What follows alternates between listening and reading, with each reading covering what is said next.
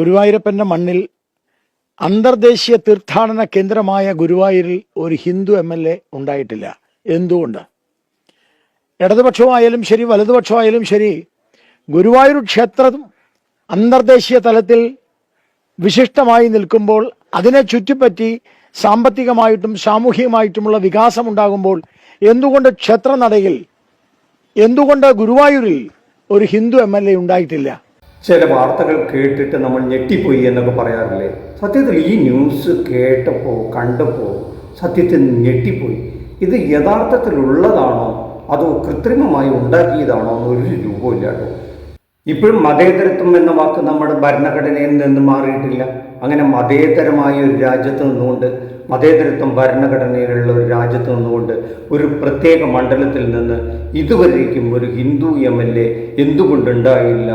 ലോകപ്രശസ്തമായ ഗുരുവായൂർ ക്ഷേത്രം സ്ഥിതി ചെയ്യുന്ന ഒരു മണ്ഡലത്തിൽ നിന്ന് ഇതുവരേക്കും ഒരു ഹിന്ദു MLA എന്തുകൊണ്ടുണ്ടായില്ല എന്നൊരു ചോദ്യം ഒരു രാഷ്ട്രീയ നേതാവ്, അത് BJPയുടെ ആണ് എന്നുള്ളതിൽ കൊണ്ട് നമുക്ക് അത്ഭുതപ്പെടാനില്ല, അത് ഗോപാലകൃഷ്ണൻ ആണ് എന്നുള്ളത് കൊണ്ടും നമുക്ക് അത്ഭുതപ്പെടാനില്ല.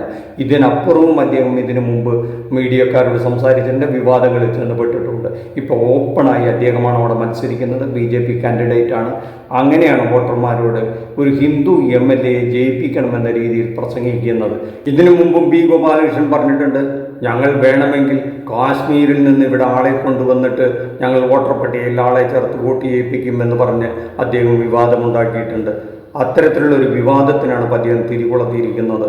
ഇനി അഥവാ അദ്ദേഹം ഈ ഗുരുവായൂർ മണ്ഡലത്തിൽ നിന്നെങ്ങാനും ജയിച്ചു കഴിഞ്ഞാൽ അത് തീർച്ചയായും ആ തെരഞ്ഞെടുപ്പിനെ നിയമപരമായി ചോദ്യം ചെയ്യപ്പെടാൻ ഈ ഒരു പ്രസ്താവനകൾ ഇടം വരുത്തില്ലേ അല്ലെങ്കിൽ കാരണമാകില്ലേ എന്ന് ഇവിടുത്തെ നിയമജ്ഞരും അല്ലെങ്കിൽ രാഷ്ട്രീയ നിരീക്ഷകരും പറയട്ടെ.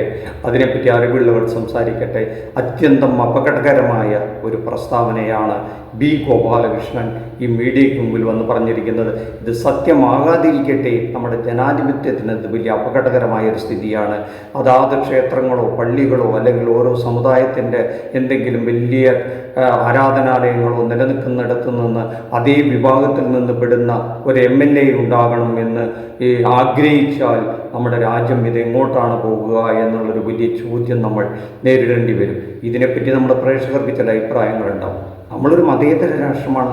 ഇവിടെ ആർക്കും ഏത് മണ്ഡലത്തിൽ നിന്നും ജയിക്കാം. പ്രത്യേകിച്ചും റിസർവേഷനൊക്കെ ആണെങ്കിൽ സ്ത്രീകൾക്ക് റിസർവ് ചെയ്താണെങ്കിൽ സ്ത്രീകൾ ജയിച്ചു വരണം. ഷെഡ്യൂൾഡ് കാസ്റ്റിനുള്ളതാണെങ്കിൽ ഷെഡ്യൂൾഡ് കാസ്റ്റിന് റിസർവ് ചെയ്ത മണ്ഡലത്തിൽ നിന്ന് വരണം. അങ്ങനെയുള്ള റിസർവേഷനൊക്കെ നിയമം അനുശാസിക്കുന്ന മണ്ഡലങ്ങളുണ്ടെങ്കിൽ ഹിന്ദുവിനായിട്ടൊന്ന് റിസർവ് ചെയ്യുക, മുസ്ലിമിന് റിസർവ് ചെയ്യുക, ക്രിസ്ത്യന് റിസർവ് ചെയ്യുക എന്നൊരു സമ്പ്രദായം നമ്മുടെ ജനാധിപത്യത്തിൽ ഇല്ലാത്തടത്തോളം കാലം ഇത് അപകടകരമായ ഒരു നീക്കമാണെന്നാണ് എനിക്ക് തോന്നുന്നത്. നമ്മുടെ പ്രേക്ഷകർക്കും ഇതിനെപ്പറ്റി അഭിപ്രായം പറയാനുണ്ടാവും. തീർച്ചയായും നിങ്ങളുടെ അഭിപ്രായങ്ങൾ കമൻറ്റ് ബോക്സിൽ ഇടുക.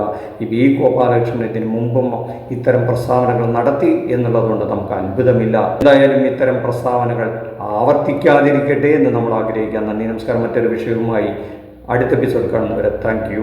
ഇത്തരം തമാശകൾ നമ്മൾ വീണ്ടും കാണേണ്ടി വരും. അതിന് ഈ ചാനൽ ഒന്ന് സബ്സ്ക്രൈബ് ചെയ്ത് വെച്ചോളൂ.